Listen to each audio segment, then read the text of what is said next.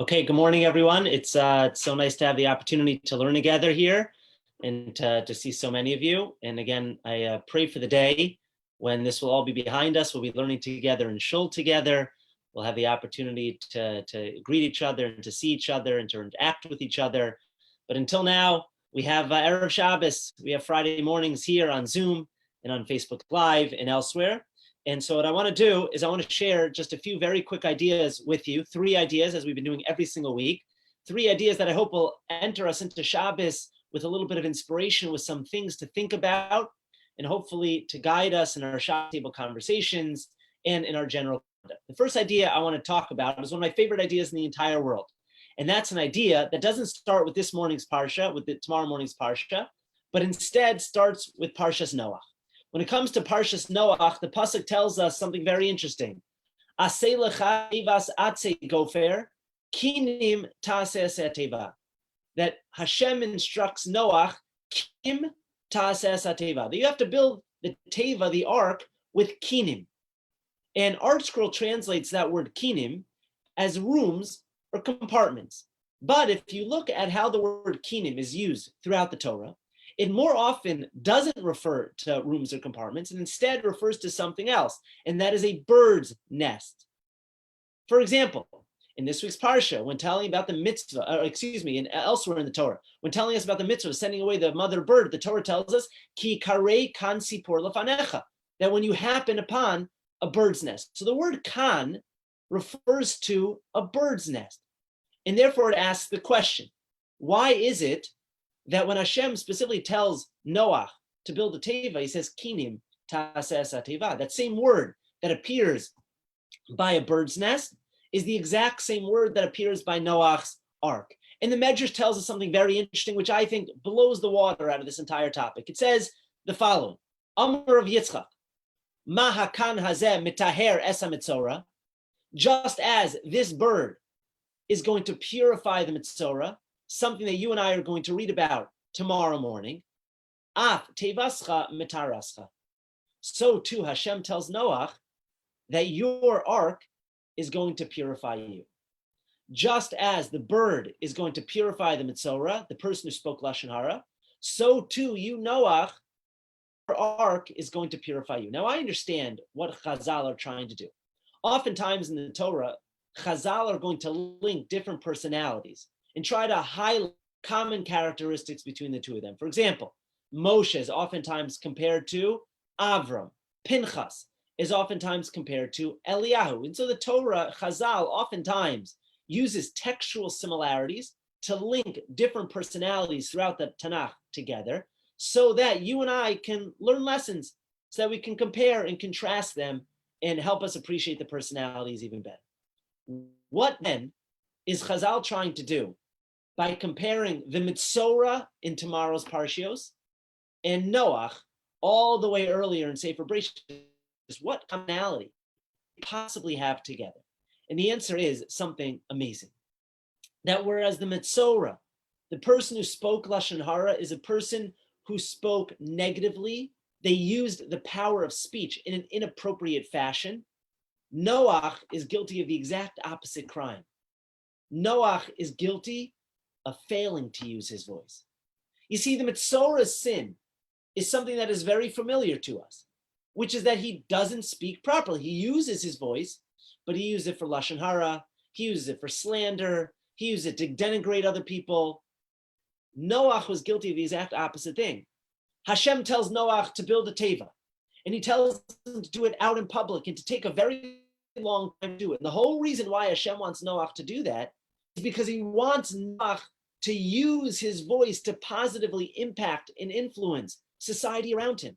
Noach wasn't just a construction worker. He wasn't just building an ark to protect him and his family. The whole purpose of why Noach is building the ark is so that he can have an impact and he can have an influence on society, on the world around him. And yet, we know that Noach fails to use that voice. Noach fails to use that voice to impact and influence those around him. And so instead of using his voice for good, Noach isolates himself from his contemporaries. And so Hashem tells Noach, just as the Metzora is purified by the Khan, so too you, Noach, are purified by your Teva.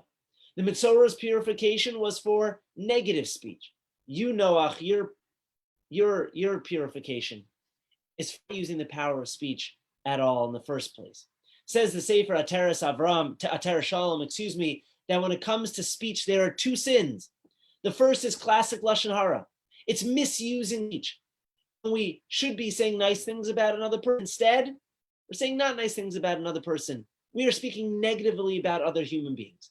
But says the Sefer Ateres Shalom, there is a second sin of speech, and that is refraining from positive and constructive speech. You see, both the Metzora and Noach sin, but they sin in very different ways. The Metzora is excoriated for talking too much. Noach is criticized for failing to use his speech. You see, my friends, as we spoke about before Pesach, speech is the greatest that Hashem gave us. Speech is what defines our very humanity. When Hashem breathed air into our lungs, Onkelos tells us that he gave us a ruach memala. He gave us the capacity, the ability to speak. That is what defines us as human beings. And if we cease to use that power of speech for good, then we surrender that humanity. And so when we think about the Parshas of Tazria and Metzora, we oftentimes think about them in terms of Lashon Hara. Don't speak negatively. But says this idea, the connection between Noach and the Metzora, says the Sefer Ateres Shalom, that it's much more than that. It's not simply not using your speech negatively, but using your speech in a positive sense as well, in a constructive sense to build other people up as well. One of my favorite books, I recommend it strongly, is Gary Chapman's incredible bestseller, The 5 Love Languages. Shout out to my wife who told me that I needed to read it. I won't read too much into that she had me read it, but it's a phenomenal book. Anyways, in there he has a beautiful idea where he says that words can either be bullets or they can be seeds. And it's that imagery I want you to think about the Shabbos as you read the Parshas of Tazria and Metzora, that words can either be bullets, they can destroy people, destroy relationships, they can destroy lives, they can cause immeasurable hurt and harm and humiliation, but words can also be seeds that when we use our words positively and unabashedly, it can be used into love, into comfort, and defend. Words can be the greatest gift to building relationships and to have meaningful reactions with one another. And so the first lesson, the first point, the first inspirational idea that I want to leave you with as we enter into Shabbos is that imagery of words as bullet or words as seeds. It's not just enough as we talk about Tazria and Metzora to think about, I shouldn't speak Lashon Hara. I shouldn't speak in a negative way about another person. That's not enough. But as we learn from Noach, it's not just enough to refrain from bad speech, but you and I have to use our speech in a constructive, positive sense. We have to be the opposite of what Noach is. Noach cowered in a corner. He shielded himself from society around him. Comes along Chazal and say that's not enough. You have to use speech to build up others, to be a constructive force to the world around you. Don't just not let your words, that was a triple negative. Don't let your words just not be a bullet. Use your words as seeds to build people up, to build society up, to use it as a positive influence on the world around you. So that's idea number one, is that we should never use our words like bullets, but words should be like seeds, the incredible lesson of the Sefer Ateres Shalom and Gary Chapman in his incredible book, The 5 Love Languages. Second idea that I want to share with you is from the Parsha itself. And the Parsha tells us something very interesting. We know that when someone is struck with saras, so who do they have to go to? They have to go to the Kohen. They have to show it to the Kohen. And there the pasuk tells something very interesting. Vira'ah HaKohen, the Kohen has to see es hanega be'or basar v'se'ar banega afach lavan. The Kohen has to actually look at the tsaras. He plays the role of spiritual doctor, so to speak. And if it's a certain coloration, then it is in fact truly tsaras. Vira'ahu HaKohen v'timeoso. And then the Kohen looks at it and he declares this person to be tamei.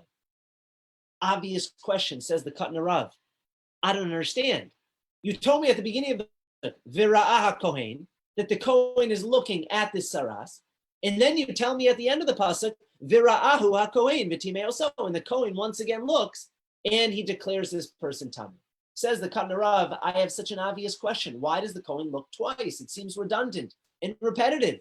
If you tell me he's seeing the tzaras at the beginning of the pasuk, why do you need to tell me that he's seeing the tzaras again at the end of the pasuk? Says the Katan Rav something amazing, amazing. He says there are in fact two examinations, two evaluations that are taking place here. Evaluation number one is the Kohen is looking at the actual nega. He's looking at the actual affliction of the person. The person has a little skin wound. So the Kohen takes his magnifying glass on, he puts on his special glasses, and he looks at the blemish, and he sees whether the blemish fits the halachic criteria of tzaras. But then the Katan Rav says something amazing. There's a second evaluation that's taking place. In the second time, the Kohen isn't just looking at the little blemish on the skin of another person, but this time he takes a step back and he looks at the person as a whole. In other words, he doesn't just notice the blemishes, but he notices the entirety of a person. All of their good, the bad, the ugly, their warts, but also their positive things. And so it says the Katan Rav, the Kohen is actually looking twice. The first, he's just looking at the blemish. But the second time he's looking at the entirety of the person. The second time he's looking at the person as a whole. I think this is such an incredible and important lesson for all of us. You see, if you're a human being, it's very easy to notice other person's flaws. It's very easy to look at another person and to immediately notice their nega, their blemish, what's wrong with the person.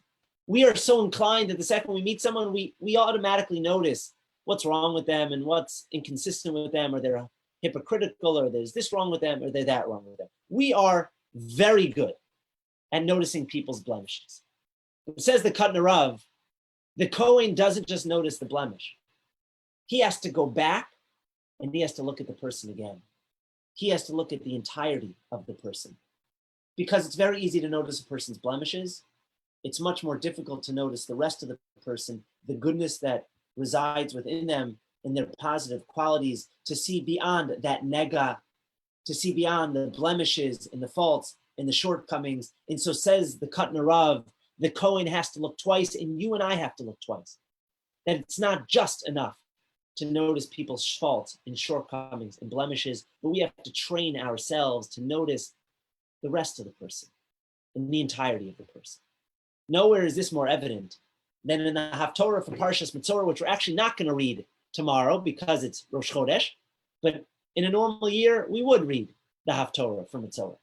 In the Haftorah for Metzora is one of my favorite stories in all of Tanakh, where Elisha, it's the time of Elisha, the nation of Aram, is besieging the Shomron, the northern kingdom, and it is horrific. The prakim leading up to the Haftorah describe nothing short of a Holocaust. Literally, women in their streets cooking their children and eating them because of utter starvation.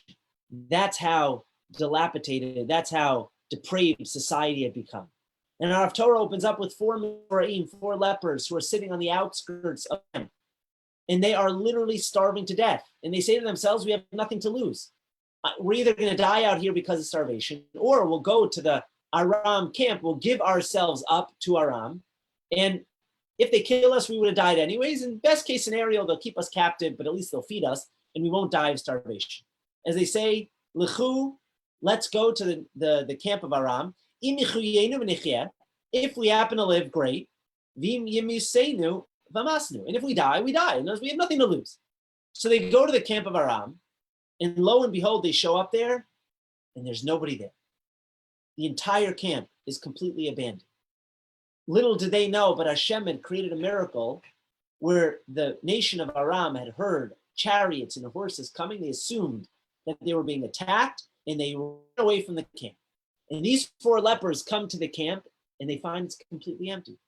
And everything was left behind because the people had left in a haste. And so all the food and the drink and the gold and the silver, it's all there. It's literally a windfall. Metzora, they start eating and drinking, realize, you know what?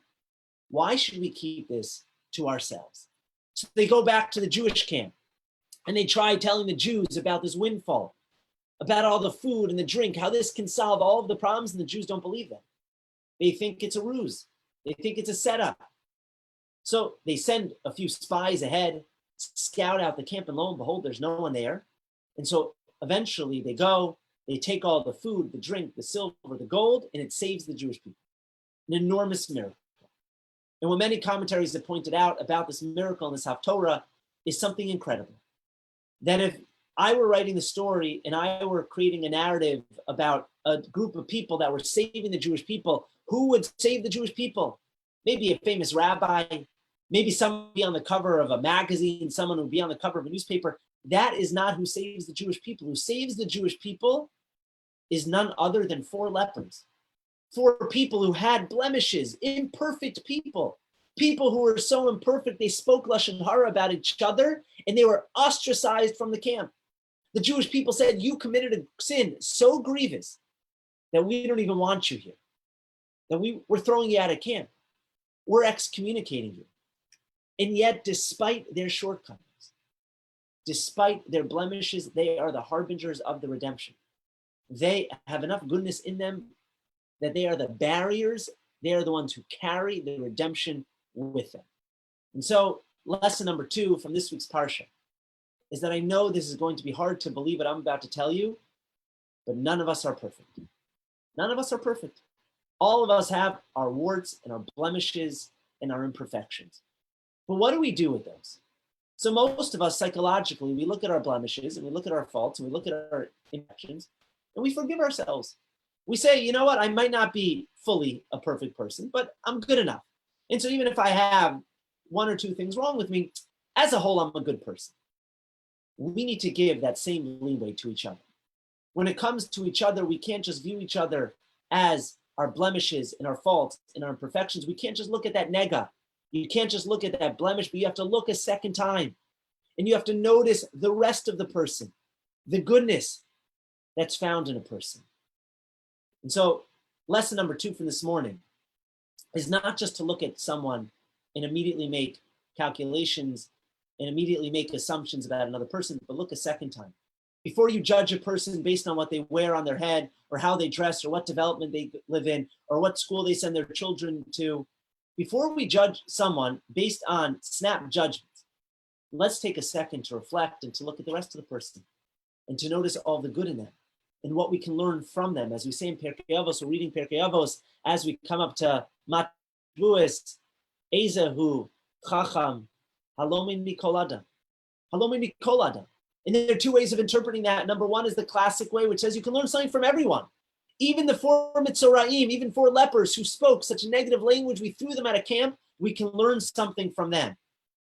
But other Meforshim explain Halomi Mikol Adam means you have to learn from the entire person. In other words, don't just notice one specific particular of the person, but you have to notice the entire person. And so before we judge based on one single blemish of another human being, let's try to see Kol Adam. Let's see the entire person. Let's try to notice the good in them as well. This is an explicit Mishnah in Maseches Negaim. The Mishnah Maseches Negaim tells us, Kohen hasuma ba'achas me'enav lo yira es hanegayim. That if a Kohen has only one eye, if a Kohen is blind in one eye, he only has one eye, he cannot see the Negayim. What does that mean? Homiletically, it means that a Kohen needs 2 eyes. 2 eyes give you peripheral vision. It allows you to see more of a distance. One eye, you're very limited in the scope of what you can see. And so a Kohen who only has one eye, we can't have him look at a nega because then all you're going to do is notice the blemish. So what does a Kohen need? A Kohen needs 2 eyes. He needs to be able to see the entirety. He needs to be able to see the full width and breadth of the person. Who had one eye, Chazal tell us? None other than Bilam. Bilam Harasha had one eye. He only saw one little narrow perspective, but a Kohen needs 2 eyes. In order to evaluate a human being, you have to see not just the blemish, you have to be able to see the entirety of the person. So Kohen hasuma ba'achas me'inav. If a Kohen is blind in one eye, lo yiras hanegayim, we don't allow him to see the blemish because that's all he'll see. Rather, a Kohen needs 2 eyes. He needs peripheral vision. He needs to be able to see the entire picture. He needs to be able to see the entirety of the person. And so idea number one was that our words should not be bullets, but that our words should be seeds. That it's not just enough not to speak Lashon Hara, like the Metzora, but we also have to use our speech. We can't make the mistake of Noach, Af tevascha metarascha, Hashem tells Noach, your teva is going to purify you for the sin of not using your words properly. Idea number two is that we have to see the entire person. And we can't just see the blemishes in each other. We can't just notice the imperfections and that which is wrong with another person, but we have to pull ourselves back and allow us to see haroa as kol adam, to be halomi mikol adam, to be able to see the entire person. We can't just see a person with one eye. Vidvara'ah, vira'ahu. The Kohen has to look at the person twice because it's not just enough to notice the blemish. You have to notice the entire person as well. And the last idea that I want to share with you is an idea from the Haftorah. You guys know I love Tanakh and I love the Haftorah. So as I referenced, because the Shabbos is both Shabbos and Rosh Chodesh, so we are going to read the Haftorah for Shabbos Rosh Chodesh. And it's Haftorah from the 66th chapter of Yeshayahu, where Yeshayahu talks, certainly at the beginning, about redemption, about the Geula. And in there he writes that Kichala gam yalda Tzion espaneh, that Tzion is going to Kichala gam yalda Tzion espaneh. She's also going to give birth. And all the Meforshim explain that what this is essentially a reference to is the hastiness, the speediness of the redemption, that the Geula is going to come rapidly. We spoke about yesterday in my Tehillim class, we spoke about Shir Amalos, that we say before benching. We spoke about it in the context of the Geula Shlema, the ultimate redemption, Hazorim Bedima, Birina Yiktzoru. And we spoke about the beautiful imagery of the Radak, that between Zriya and Ktsira, between planting a seed and harvesting a seed, can oftentimes take a while. And we have to be patient with the Geula. But the Navi Yao tells us that the Geula can also come like that. It can come at the snap of fingers. It can come keheref ayin. Think about the story that we just read about a few weeks ago in Pesach. The Jewish people were literally in Mem Tesh Shari Tumah. They were at the worst of the worst. And what happens? Literally an instant. Keheref ayin. Hashem redeems the Jewish people. That, says the Navi Yeshayahu, is how the redemption is going to come. Yirmiyahu writes something very similar. In Perek Lamed Aleph of Sefer Yirmiyahu, he says, Hineni mevi osam me'eretz safon. Hashem says, I'm going to return you from all the corners of the earth. Uver upiseach hara violedes yachtav. Hara, she will conceive, violedes, and you will give birth, yachtav, together. What does that mean? That you will conceive and you will give birth together. Different Meforshim understand it differently, but let me explain to you, let me share with you the understanding of the Malbim. Says the Malbim, what does it mean? That she will become pregnant and give birth together. He said, Rav Violetas Yachtav, Taher V'Tekiv Teleid Kahal Gadol. Usually, I'm not a woman, but I know that usually there is a delay between pregnancy and birth. It's 9 months for a healthy baby. Says the Navi Yirmiyahu that when Hashem redeems the Jewish people, it's going to be Hara Violetas Yachtav. It's going to happen together. In other words, the wait, the delay is not going to be there. That Hashem is going to redeem us. Says the Malbim Rotzalomar Shepitom. You'll do kahal adol ki'ilu notro b'yom echad. It's all going to happen instantly. It's going to happen instantaneously. As we say, Yeshuas Hashem keherafim, that the salvation of Hashem is herafim. It can happen instantly.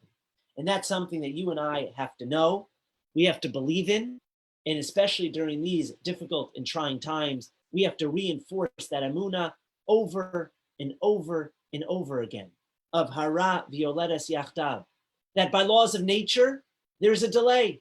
Then when Hashem plants the seed redemption until the redemption can actually come, it can be 9 months, it can be 10 years, it could be 100 years, it could be a lot longer. But when Hashem is ready, and when Hashem wants hara violetas yachtav, there'll be no delay. That pitom, right? The Malbim's language. It will happen immediately. Yeshuas Hashem keherify. And so oftentimes in life, we talked about it in the Holocaust class that I gave this week, Oftentimes in life, we talk about how difficult it is to have emunah in challenging times, how difficult it is to keep our eye on the prize of is to believe in Hashem and to believe in Hashem all-encompassing capabilities. That Hashem ha-mechadesh betuva b'chol yom tamid, that Hashem creates the world every single day, and just because the laws of nature tell us that one thing is going to be true, doesn't mean that that's going to be the true. You know why? Because Yeshuas Hashem Kerafah. Because as we're going to read about this Shabbos in the Haftorah for Shabbos and Rosh Chodesh, it's our belief that Hashem can bring the redemption instantly. And while the situation might look bleak to me and to you, and while oftentimes in life we might see that there's no path to salvation, we can never lose that amunah in Hashem. We can never lose the faith in Hashem of Amecharesh Betuvo B'chol Yom Tamid, that Hashem recreates the world every second of every millisecond of every day. And therefore, Yeshuas Hashem Karafayin, when he wants and when he's ready, he can bring a Yeshua. He always creates the Yeshua before the Machal. He always has pathways to Yeshua. That's what our emunah has to be. And so we share three ideas in our very short time this morning. Three ideas that I hope are inspirational, that I hope will provide the Shabbos table conversation. Number one, the idea of Kinim Ta'aseh Sateva, the link between Noach and the Metzora, that both sinned, but they sinned in different ways. The Metzora's sin was he sinned by speaking inappropriately. Noach's sin was that he did not use his power of speech. That our words shouldn't be bullets, but they should be seeds. That beautiful idea by Gary Chapman. Idea number two is that we have to see the entirety of the person. Vira'ah Kohen, Vira'ahu Kohen. That it's not just enough for the Kohen to look once at the specific blemish of the person. Vira'ahu Kohen, he comes back and he looks a second time at the rest of the person. So too for me and you, we're so quick to make snap judgments about each other based on the way we look, or the way we live, or how we live, or where we send our children, or what development we live in. We have to train ourselves to look at the rest of the person, the entirety of the person. We have to learn from the entirety of the person. And idea number three, the Haftorah that we are going to read for Shabbos and Rosh Chodesh from both the Navi Yeshayahu, which is the actual Haftorah, and the Navi Yirmiyahu, which has a correlating pasuk. But this notion of Hara Violetes Yachdav, that Hashem can make anything happen instantly. The Yeshuas Hashem Keref Ayin, that the Yeshua of Hashem, the salvation of Hashem is Keref Ayin. It's like the blink eye. And even though there are times in life, nationally and personally, where things seem bleak, nonetheless, to believe our emunah and bitachon in Hashem is in that sense of Yeshuas Hashem, Keheref Ayin,